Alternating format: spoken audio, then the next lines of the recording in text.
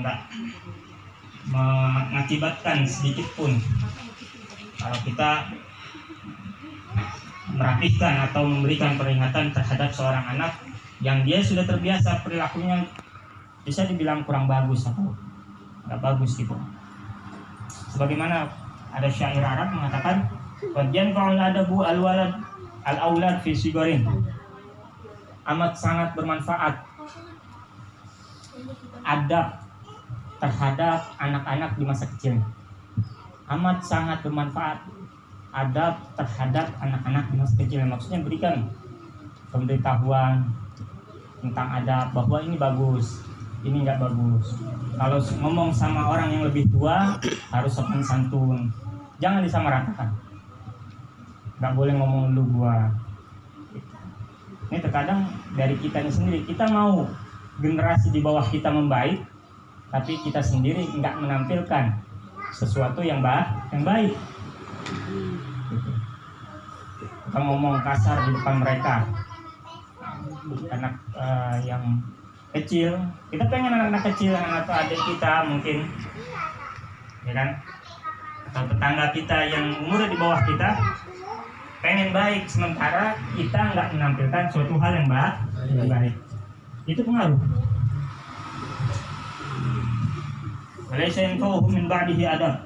Innal busun idza qawamta ha'italat. Ini dalam. Bahkan diberikan permisalan, sesungguhnya ranting itu kalau misalkan dia bengkok, kita lurusin masih bisa. Karena ranting itu masih kecil. Kecil kan kalau ranting, tahu kan ranting. Wala yalinu walau qamta hal khashab. Tapi kalau udah menjadi kayu yang besar, itu nggak bisa diluruskan, maka akan menjadi patah. Gitu. Maksudnya apa? Maksudnya kalau kita masih kecil atau anak-anak masih kecil itu sudah diberikan pengertian, diarahkan mana baik, mana yang nggak baik, maka mudah bagi dia untuk membaik. Tapi kalau dia udah besar, sulit untuk meninggalkan sesuatu yang udah menjadi kebiasaan dia.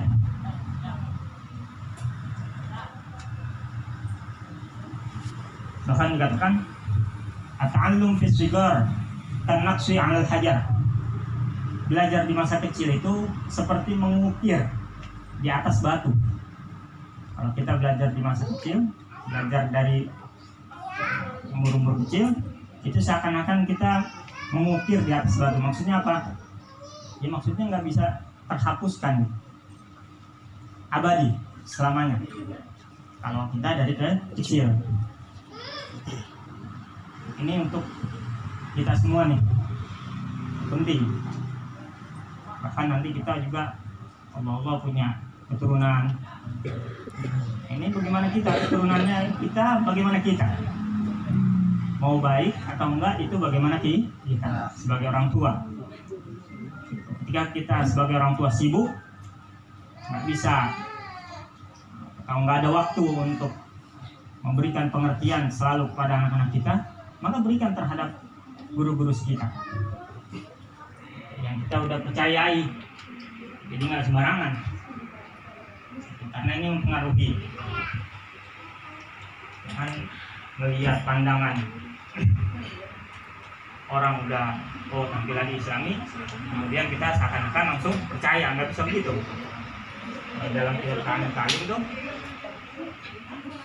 orang kalau mau belajar, lihat dulu gurunya, lihat dulu keseharian gurunya. Kalau sesuai maka belajar boleh, bisa asal. Pun juga guru kita memberikan syair, ini agama bukannya kebun yang bebas metik apa aja. Ini agama, bukannya kebun yang bebas metik apa aja. Jadi harus dilihat-lihat. Wa hadzal waqad qara'ta ayyuhat tilmidul mahbub. Dan ini kita udah baca daripada wahai murid yang dicintai, kita udah baca apa? Al-juz al-awwal min hadzal kitab. Juz pertama kita udah baca. Wa tafa'ata bih, dan juga kita udah mengambil kemanfaatan dari juz pertama. Wa dunat hadzal juz tsani fatafahamahu tamaman. Dan ini kita udah masuk daripada juz yang kedua, atau jilid yang kedua, maka kita harus benar-benar lebih mendalami, benar-benar lebih memahami.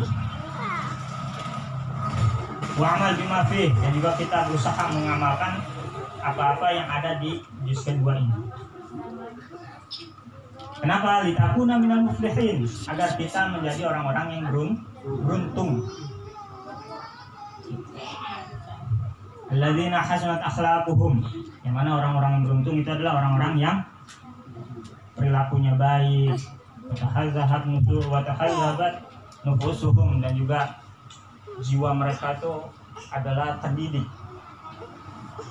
Fafazu bi khairati dunya wad din, dan mereka itu adalah beruntung baik di dunia maupun di dalam agama. Memang adab itu penting, perilaku baik itu penting, wajib. Jangan kita berilmu tapi nggak mempunyai perilaku baik, salah juga. Sebab iblis adalah makhluk yang paling alim, makhluk yang paling mengetahui ketimbang kita. Iblis makhluk yang paling mengetahui daripada malaikat, tapi dilaknat oleh Allah Subhanahu wa Ta'ala. Iblis itu sudah beribadah kepada Allah Subhanahu wa Ta'ala 80.000 tahun. Awal mulanya iblis itu menjadi salah satu makhluk yang dicintai oleh Allah Subhanahu wa Ta'ala, tapi dia dilaknat. Kenapa?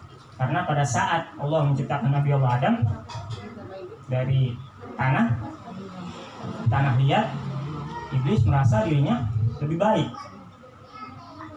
merasa dirinya hebat, diciptakan dari api, sehingga pada saat Allah perintahkan untuk sujud, dia nggak mau. Jadilah si iblis tersebut dilaknat oleh Allah Subhanahu wa Ta'ala. Padahal 80.000 tahun ibadah. Paling alim, makhluk paling alim iblis.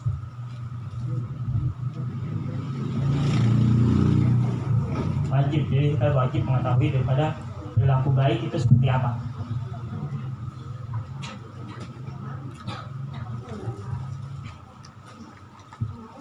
Makanya tugas kita, kewajiban kita itu berbuat baik. Kenapa sering diberitahukan seperti itu? Untuk kita selalu ingat, oh iya, terkadang nih kita manusia, terkadang kita pernah di posisi kalimat ini, ya orang gini amat ya, perasaan gue udah begini, perasaan gue udah baik, kok dia begini amat ya. Itu kita tuh manusia senantiasa diberikan masukan, mungkin udah bosan mungkin untuk tugas kita berbuat baik. Tujuan itu pada saat kita lagi mentok posisi kayak gitu, kita ingat penting mau baik beda berusaha buat baik. Urusan dia mau bagaimana kayak mau buat itu terserah. Penting tugas kita berbuat baik, kewajiban kita berbuat baik terhadap makhluknya Allah Subhanahu. Jangan berharap balasan mereka, balasan makhluk itu kecil. Jadi kita berbuat baik agar kita berharap balasan daripada Allah Subhanahu wa Ta'ala. Kemudian wajibul walad nahwa rabbih ta'ala, kewajiban seorang anak terhadap Tuhannya Allah Subhanahu wa Ta'ala. Ayyuhal waladul adib, wahai anak yang beradab, laqad manna Allah Ta'ala 'alaika bi ni'amin katsirah, sesungguhnya Allah Subhanahu wa Ta'ala telah menganugerahkan kita banyak daripada nikmat-nikmat daripada Allah Subhanahu wa Ta'ala. Aujadaka ba'dal adam, Allah Subhanahu wa Ta'ala telah memberikan kita ada, dari tadinya enggak ada, sekarang ada. Itu juga nikmat daripada Allah Subhanahu wa Ta'ala. Wa ja'alaka laka 'aqlan wa hadaka ila dinil Islam, dan juga Allah Subhanahu wa Ta'ala telah memberikan kita nikmat yang amat besar, yakni pemikiran atau akal. Dan juga Allah Subhanahu wa Ta'ala telah menjadikan kita lahir dalam keadaan beragama Islam. Itu nikmat yang paling besar. Alladzi huwa a'zamu ni'matin, yang mana itu adalah nikmat yang paling besar. Yakni kita lahir dalam keadaan Islam. Alhamdulillah. Wa an'ama 'alaika bis-sam'i wal basari wal lisani, dan juga Allah Subhanahu wa Ta'ala telah memberikan nikmat yang amat besar juga terhadap kita, yakni dengan pendengaran, penglihatan, dan juga lisan. Itu juga nikmat. Yang Mana kalau ada seseorang yang nggak mendapatkan nikmat, itu juga nggak enak. Dan kita alhamdulillah normal, itu juga nikmat daripada Allah Subhanahu wa taala. Wal yadaini warijlaini, dan juga Allah berikan kita kedua tangan dan kedua kaki. Wa khalaqa basyaran sawiyan fi ahsani khalqatin. Kama qala ta'ala, a'udzu billahi minasyaitonir rajim, laqad khalaqnal insana fi ahsani taqwim. Dan juga Allah Subhanahu wa taala memberikan atau menciptakan kita sebagai manusia yang sama. Kedudukan manusia itu sama. Yakni ciptaan Allah Subhanahu wa taala. Sebagaimana yang firman Allah Subhanahu wa taala, sungguh telah kami ciptakan manusia dengan sebaik-baiknya. Kalau di Al-Qur'an ada kalimat kami, itu bukan berarti Allah itu banyak. Pasti kalau kita melihat terjemahan atau kita pernah dengar dalam Al-Quran tuh terjemahannya kami, atau pakai domir nahnu, kami. Wa khalaqna, telah kami ciptakan. Kalau telah saya ciptakan khalaqtu, tapi karena pakai domir nahnu, kata gantinya kami, itu bukan berarti Allah Subhanahu wa taala banyak, bukan begitu artinya. Maksudnya bukan seperti itu. Maksudnya apa? Dan telah kami ciptakan itu Allah bersama para malaikat. Kalau udah dua, maka disebutnya kami. Tapi kalau tunggal, aku. Tapi kalau dua atau lebih, maka disebutnya kami. Makanya Allah Subhanahu wa taala senantiasa wa khalaqna. Bukan Allah nggak mampu untuk menciptakan sendiri, tapi memang Allah perintahkan para malaikat mempunyai tugasnya masing-masing. Itu adalah keesaan Allah Subhanahu wa taala. Nggak usah dipikir terlalu panjang, karena itu masuknya ke tauhid. Ilmu tauhid, ilmu keyakinan.